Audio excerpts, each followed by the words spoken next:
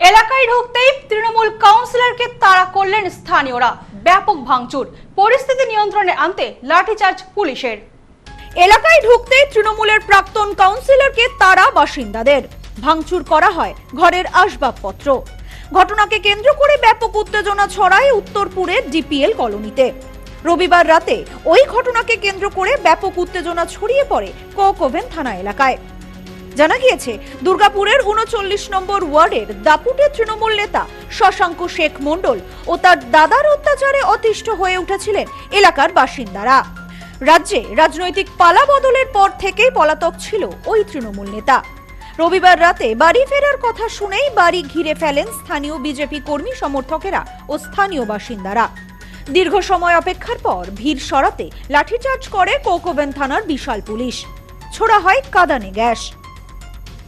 আটক করে নিয়ে যাওয়া হয় তৃণমূলের প্রাক্তন কাউন্সিলর শশাঙ্ক শেখ মণ্ডলকে।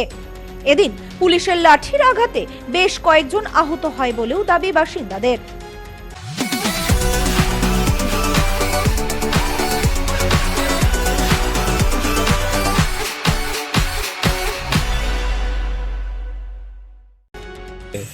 ওই কাউন্সিলর যে ওকে টানাটানি করছিল সবাই মিলে। এবার যখন আমরা এখান থেকে বেরোতে গেলাম, একটা মহিলার গায়ে হাত দিয়েছে। এবার ওকে ছাড়াতে গিয়ে, বয়স্ক মহিলা ছাড়াতে গিয়ে এবার আমাকে এত জোর মারলো, দুটো ডাং মারলো। কে? ওই পুলিশে, যারা র্যাপের যে গাড়িগুলো ঢুকেছিল আনখায় মারলো। আনখায় মারার পরে চুপচাপ আমি বেরিয়ে গেলাম, আর তারপরে গ্যাস বন্ধ যেগুলো হয় এগুলো ছুটলো। ঠিক আছে, তারপরে একটা মহিলার গায়ে হাত তুললো, ওইকে ছাড়াতে গিয়ে আমাকে মারলো। অভিযোগ, তৃণমূলের প্রাক্তন কাউন্সিলর ও তার দাদার বিরুদ্ধে দীর্ঘদিন ধরেই এলাকায় গুন্ডামি ও অত্যাচারের অভিযোগ ছিল। রাজনৈতিক পালা বদলের পর পরিবার নিয়ে তিনি এলাকা ছেড়ে চলে গিয়েছিলেন।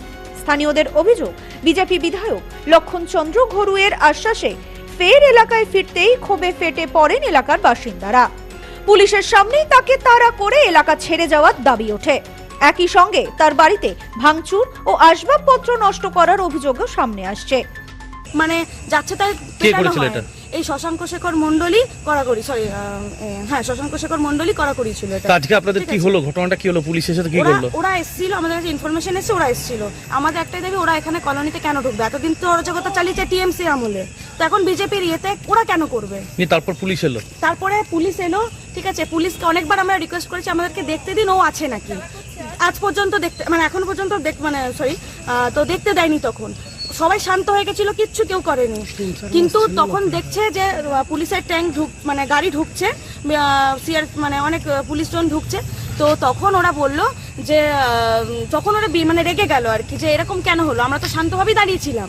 ঘটনাকে ঘিরে এলাকায় চাপা উত্তেজনা তৈরি হয়েছে। Bureau report, news no man's land, Durgapur.